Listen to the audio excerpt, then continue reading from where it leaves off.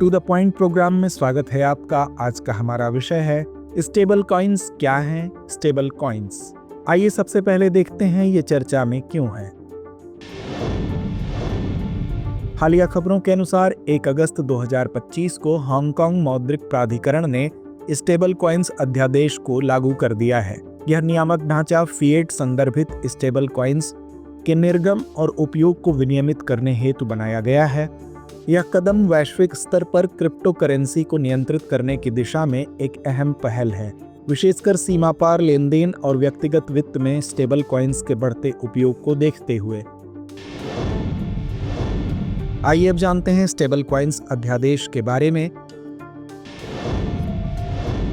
इस नए कानून के तहत केवल लाइसेंस प्राप्त संस्थाएं ही हांगकांग में फिएट संदर्भित स्टेबल कॉइन्स खुदरा निवेशकों को दे सकती हैं या उनका प्रचार कर सकती हैं। स्टेबल कॉइन्स जारीकर्ताओं को इन मानकों का पालन करना होगा: रिजर्व परिसंपत्तियों का प्रबंधन, रिडेप्शन की प्रभावी प्रणाली, परिसंपत्तियों की स्थिरता हेतु प्रोटोकॉल, उपयोगकर्ता अनुरोधों की प्रक्रिया, इसके साथ ही धन शोधन रोधी और आतंकवाद वित्तपोषण रोधी नियमों का अनुपालन भी अनिवार्य है।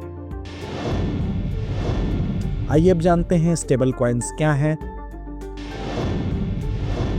स्टेबल कॉइन एक ऐसी क्रिप्टो करेंसी है जो किसी स्थिर परिसंपत्ति से जुड़ी होती है। इसका उद्देश्य मूल्य में उतार चढ़ाव को कम करना होता है, जो बिटकॉइन या एथेरियम जैसे अन्य क्रिप्टो में सामान्यतः देखा जाता है। स्टेबल कॉइन 3 प्रकार के पेगिंग पर आधारित हो सकते हैं: फिएट आधारित पेगिंग जैसे USDT, USDC, कमोडिटी आधारित पेगिंग जैसे सोने से जुड़ी, एल्गोरिदम या हाइब्रिड मॉडल। इन्हें CBDC यानी कि सेंट्रल बैंक डिजिटल करेंसी से न भ्रमित करें, जो सरकार द्वारा समर्थित डिजिटल मुद्रा होती है। अब आइए जानते हैं इसके नियमन की आवश्यकता क्यों है। स्टेबल कॉइन्स का उपयोग मुख्यतः इन उद्देश्यों के लिए होता है: क्रिप्टो प्लेटफॉर्म्स पर ट्रेडिंग, अस्थिर अर्थव्यवस्थाओं में बचत की सुरक्षा, अंतर्राष्ट्रीय प्रेषण। अर्जेंटीना, तुर्की और अफगानिस्तान जैसे देशों में स्थानीय मुद्रा के मूल्यह्रास के कारण इनका अत्यधिक उपयोग देखा गया है। प्रमुख नियामक चिंताएं: क्या स्टेबल कॉइन्स वास्तव में सुरक्षित परिसंपत्तियों द्वारा समर्थित हैं? यदि इनका उपयोग बिना नियंत्रण के बढ़ा तो मौद्रिक स्थिरता पर प्रभाव। यदि निगरानी न हो तो धोखाधड़ी या कुप्रबंधन की आशंका।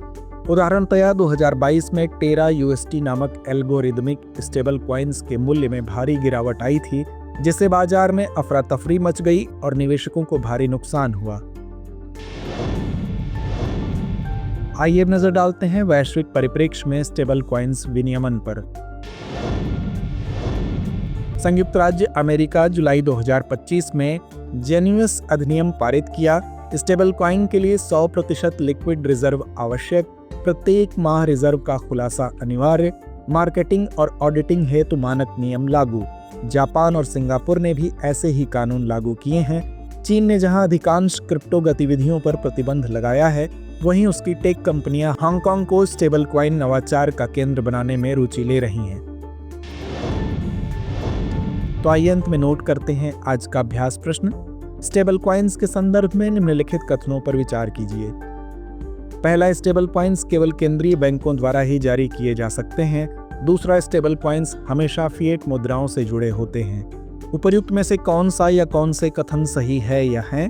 विकल्प A केवल 1, विकल्प B केवल 2, विकल्प C 1 और 2 दोनों, या विकल्प D ना तो 1 ना ही 2। तो इस प्रश्न का जवाब कमेंट बॉक्स में देना ना भूलें। धन्यवाद।